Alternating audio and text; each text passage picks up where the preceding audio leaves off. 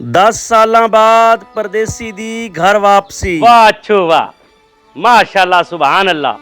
ਤੂੰ ਪ੍ਰਦੇਸ਼ ਦੇ ਵਿੱਚ 10 ਸਾਲ ਧੱਕੇ ਤਾਂ ਖਾਦੇ ਨੇ, ਪਰ ਤੂੰ ਇੱਥੋਂ ਗਿਆ ਤੇ ਤੇਰਾ ਕੱਚਾ ਘਰ ਸੀ, ਹੁਣ ਸੋਹਣਾ ਪੱਕਾ ਮਕਾਨ ਬਣ ਗਿਆ ਹੈ। 2 ਕਿੱਲੇ ਜ਼ਮੀਨ ਵੀ ਤੂੰ ਖਰੀਦ ਲਈ ਏ, ਧੱਕਾ ਝਾੜ ਦਿੱਤੀਆਂ ਨਹੀਂ। ਮੰਨਿਆ ਤੂੰ 10 ਸਾਲ ਬਾਹਰ ਧੱਕੇ ਖਾਦੇ ਨੇ, ਬਸ ਹਾਸਲ ਵੀ ਬੜਾ ਕੁਝ ਕੀਤਾ ਹੀ।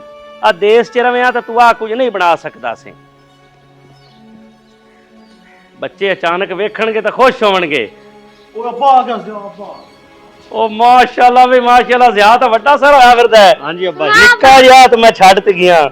ਸੁਣਾ ਤਗੜਾ ਹੈ? ਉਹ ਫਿਟ ਫਾਟ ਅੱਬਾ। ਮਾਸ਼ਾਅੱਲਾ ਵੀ ਮਾਸ਼ਾਅੱਲਾ। ਹੋਰ ਅੱਬਾ ਤੂੰ ਤਗੜਾ ਹੈ? ਮੈਂ ਤਗੜਾ, ਹੁਣ ਤੁਹਾਨੂੰ ਵੇਖ ਲਿਆ। ਅੱਲਾ ਦੇ ਬੰਦੇ ਇੱਥੋਂ ਗਿਆ ਤਾਂ ਕੱਚਾ ਘਰ ਆ, ਹੁਣ ਪੱਕਾ ਬਣ ਗਿਆ। 2 ਕਿੱਲੇ ਜ਼ਮੀਨ ਵੀ ਮੁੱਲ ਲੈ ਲਈਏ।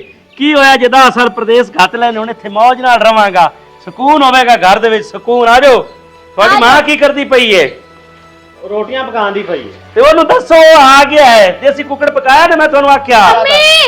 ਸਾਧ ਉਹਨੂੰ ਅੱਲਾ ਦੇ ਬੰਦਿਆ। ਅੱਬਾ ਦੇਸੀ ਕੁੱਕੜ ਤੇਰੇ ਜੋਗਾ ਲੈ ਆਂਦਾ ਹੈ। ਚਲੋ ਬੜੀ ਗੱਲ ਹੈ ਯਾਰ, ਬੜੀ ਗੱਲ ਹੈ। ਮੌਜਾਂ ਲੱਗ ਗਈਆਂ, ਹੁਣ ਆਦੇ ਦੇਸ਼ 'ਚ ਆ ਗਏ, ਆਪਣੀ ਜ਼ਮੀਨ 'ਚ ਵਾਈ ਸਹੀ ਖੜੀ ਏ। ਉਹ ਬਿਲਕੁਲ ਸਹੀ ਖੜੀ ਹੈ। ਘਰ ਵੀ ਸੋਹਣਾ ਬਣ ਗਿਆ। ਮੈਂ ਗਿਆ ਤਾਂ ਕੱਚਾ ਘਰ ਆ, ਵੇਖ ਵੇਖ ਲੈ ਅੱਬਾ ਹੁਣ।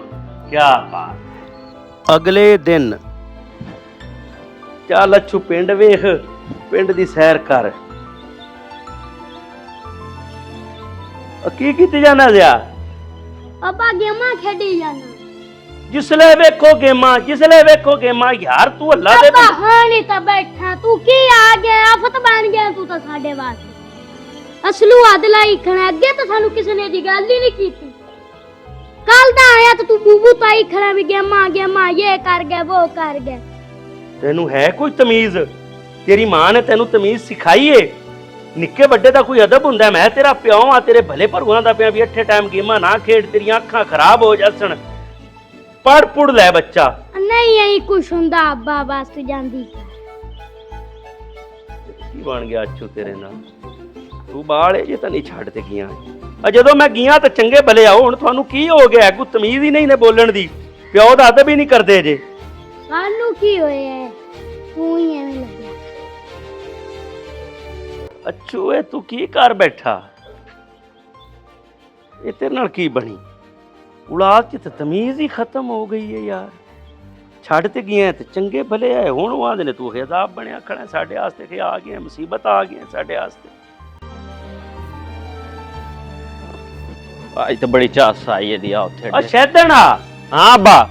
ਉਹ ਪੁੱਤਰ ਮੈਂ ਤਾਂ ਇੱਥੇ ਤੈਨੂੰ ਲੱਭਦਾ ਫਿਰਨਾ, ਤੂੰ ਲੱਭਿਆ ਨਹੀਂ। ਤੈਨੂੰ ਮੈਂ ਆਖਿਆ ਸੁਬਾਹ ਉੱਠ ਤੇ ਨਮਾਜ਼ ਪੜਿਆ ਕਰ, ਮੁੜ ਖੇਤਰ ਗਿਆ ਕਰ, ਠੰਡੇ ਠੰਡੇ ਕੰਮ ਕਰ ਲਿਆ ਕਰ। ਤੂੰ ਕਿੱਥੇ ਆਇਓ? 3 ਘੰਟੇ ਹੋ ਗਏ, ਗਾਇਬ ਹੋ ਗਏ। ਅੱਬਾ ਮੈਂ ਆਦੇ ਬੇਲੀਆਂ ਕੋਲ ਗਿਆ ਆ ਤੇ ਕੰਮ ਕਰ ਲੈ। ਸਾਰੀ ਜ਼ਿੰਦਗੀ ਪਈ ਹੈ, ਕੰਮਾਂ ਵਾਸਤੇ ਹੀ ਪਈ ਹੈ। ਤੇ ਨਾਲੇ ਇੰਨੇ ਸਵਾਲ ਨਾ ਕੀਤਾ ਕਰ। ਤੂੰ ਸਾਰੀ ਜ਼ਿੰਦਗੀ ਤਾਂ ਕਿਸੇ ਸਵਾਲ ਕੀਤੇ ਨਹੀਂ, ਹੁਣ ਤੂੰ ਆ ਗਿਆ ਸਾਡੇ ਵਾਸਤੇ ਅਜ਼ਾਬ ਬਣ ਗਿਆ ਤੂੰ ਤਾਂ ਅੱਬਾ।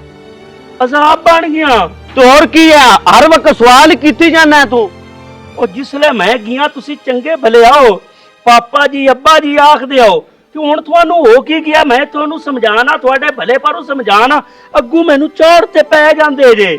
ਮੈਂ ਤੁਹਾਡਾ ਪਿਓ ਆ, ਅਦਬ ਕਰੋ, ਇਤਰਾਮ ਕਰੋ। ਅੱਬਾ ਹੁਣ ਅਦਬ ਤਾਂ ਕਰੀਏ। ਹੁਣ ਤੂੰ ਆਣਾ ਇੱਥੇ ਟਾਈਮ ਤੇਰੇ ਗੋਡੇ ਨਾਲ ਬੈਠੇ ਰਹੀਏ, ਸਾਥੋਂ ਨਹੀਂ ਬੈਠਾ ਜਾਂਦਾ, ਠੀਕ ਹੈ? ਤੇ ਕੰਮ ਅਸੀਂ ਕਰ ਲੈ, ਸਾਰੀ ਜ਼ਿੰਦਗੀ ਪਈ ਹੈ, ਅਜ਼ਾਬ ਨਾ ਬਣ ਸਾਡੇ ਤੇ। ਓਏ ਅੱਛੂ ਤੂੰ ਕੀ ਕਰ ਬੈਠਾ? ਤੂੰ ਪ੍ਰਦੇਸ਼ 'ਚ ਗਿਆ, ਤੂੰ ਜ਼ਮੀਨ ਬਣਾ ਲਈ, ਓਏ ਘਰ ਤੂੰ ਸੋਹਣਾ ਬਣਾ ਲਿਆ, ਤੇਰਾ ਸਾਰਾ ਕੁਝ ਸਹੀ ਹੋ ਗਿਆ, ਪਰ ਤੇਰੀ ਤਾਂ ਔਲਾਦ ਵਿਗੜ ਗਈ। ਓ ਤੂੰ ਇਸ ਮੁਲਕ ਦੇ ਵਿੱਚ ਰਹਿੰਦਿਆਂ ਹੋਇਆਂ ਕੋਈ ਕੰਮ ਕਰ ਲੈਂਦਾ ਤੇ ਘਰ ਦੇ ਵਿੱਚ ਰਹਿੰਦਾ, ਉਹ ਬੱਚਿਆਂ ਦੀ ਤੂੰ ਸਹੀ ਤਰਬੀਅਤ ਕਰਦਾ, ਉਹਨਾਂ ਦੀ ਸਹੀ ਦੇਖਭਾਲ ਕਰਦਾ, ਉਹਨਾਂ ਨੂੰ ਤੂੰ ਅਦਬ ਤੇ ਸਲੀਕਾ ਸਿਖਾਉਂਦਾ। ਓਏ ਤੂੰ ਸਭ ਕੁਝ ਹਾਸਲ ਕਰ ਲਿਆ, ਪਰ ਤੂੰ ਆਦੀ ਔਲਾਦ ਖੋ ਦਿੱਤੀ, ਆਦੀ ਔਲਾਦ ਖੋ ਦਿੱਤੀ। ਅੱਛੂ ਓਏ ਮੇਰੇ ਕੋਲ ਬੜੀ ਵੱਡੀ ਗਲਤੀ ਹੋਈ ਹੈ ਬਾਹਰਲੇ ਮੁਲਕ ਜਾਵਣ ਵਾਲੀ। ਮੈਂ ਸਿਰਫ ਪੈਸੇ ਦੇ ਮਗਰ ਪਿਆ ਰਿਹਾ, ਪੈਸਾ ਜੋੜਨਾ, ਆਹ ਸ਼ੈ ਬਣਾਵਣੀ ਏ, ਆਹ ਸ਼ੈ ਸ਼ਰੀਕਾਂ ਨੂੰ ਬਣਾ ਤੇ ਵਿਖਾਵਣੀ ਏ। ਹੁਣ ਸ਼ਰੀਕ ਹੱਸਣਗੇ ਵੀ ਅੱਛੂ ਕੋਲ ਹੈ ਤਾਂ ਸਾਰਾ ਕੁਛ, ਪਰ ਔਲਾਦ ਦੀ ਜੇ ਬੈਡੀ ਏ, ਔਲਾਦ ਬੇਅਦਬ ਹੈ, ਗੁਸਤਾਖ ਹੈ। ਛੂ ਤੂੰ ਫੇਲ ਹੋ ਗਿਆ। ਇਹ ਨਾ ਸਮਝ ਤੂੰ ਜਦਾਦ ਬਣਾ ਲਈ, ਘਰ ਬਣਾ ਲਿਆ।